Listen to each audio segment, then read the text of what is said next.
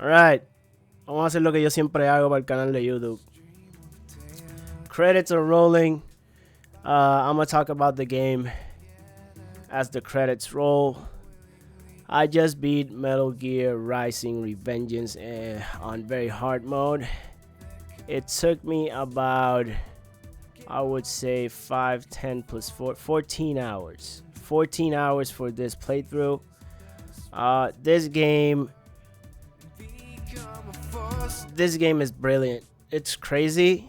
Looking from the outside, it's a fever dream. It has crazy action. It's not like any other Metal Gear game. As I said before, you don't come to this game because of the narrative. This is just like an old kung fu movie, you know, like the narrative is there just to keep the action pieces in place.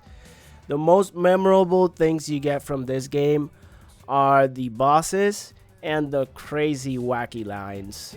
It's called the meme game for a reason. They mentioned memes before memes were a thing, but it's funny and cringy sometimes. But you can see the influences that Bluepoint was taking when creating the characters from previous Metal Gear Solid games.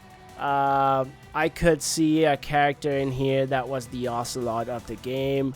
There was another one that was the Liquid of the game. So you have all of those elements. So you can satisfy the typical Metal Gear fan with that.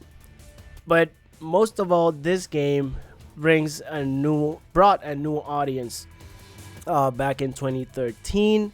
I'm amazed by hearing that for some people this was their first Metal Gear. I wouldn't be like trying to gatekeep anything, but it's not bad. If this was your first Metal Gear, it's not bad. It's just really different. Really different. This goes more in line with Ninja Gaiden. By the end, I was really reminded of Ninja Gaiden, especially the first two, because the third was different. And you could see influences from Devil May Cry. The fact that you can buy upgrades and skills. The skills, that's something you do on Devil May Cry. You get more combos as you beat levels, you get points, and then you can upgrade your character. There's a bunch of Easter eggs with the unlockables. A dream of mine since I played Metal Gear Solid 1 back in 1998. When I first saw Gray Fox rip through all those people in the hallway scene before Darth Vader made that a thing, I knew I wanted to play as him. We kind of got the gist of that on VR missions. I think it was like 3 missions that you could use him. But then after that, you never got the chance to play as Gray Fox. This game gives you that. And more. A lot more. Like crazy ninja action. The mechanics for slicing your enemies are unlike anything I've ever seen. So playing this on 2023, 10 years later, after I had played it for the first time, I just had a normal playthrough and left it there. But playing this again right now in the hardest difficulty, because Revengeance is a gimmick difficulty. It's like Dante Must Die from Devil May Cry. So very hard is the most difficult because of how spongy the enemies are, and there's a difficulty spike on the last boss that it's unlike anything I've seen in another game. So if you are in for action, if you are in for Japanese kind of characters, and you enjoy the challenge with a very well polished game in terms of mechanics, control scheme, and action, then this game is for you. If you haven't played it, you owe it to yourself to play it. It's a great game. Raiden, they really designed that character to shine.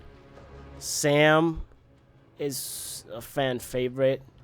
And I forget the names of the others because I'm bad with names, but they're pretty good. And another thing that's really great about this game is the soundtrack. The soundtrack gets you in the mood, so you can get in the zone and you can slice and dice your way out of the most difficult situations. Basically, that's it. That's it. I'm glad I played this right now. I still have to play the DLC. I don't know if I'm gonna go for that in hard. But yeah, definitely. I'm glad I played this. After this, I'll be playing. Next in line would be Metal Gear Solid 3. But I want to play other games. I'm almost finishing Lies of P. I got Super Mario RPG. So probably next weekend when I stream again, I don't know if I'm gonna play Metal Gear. Maybe I'll take a week off Metal Gear. Thank you everybody for those of you that hanged in there and told me that I could do it. I appreciate you and I love you a lot. Vamos a ver esto.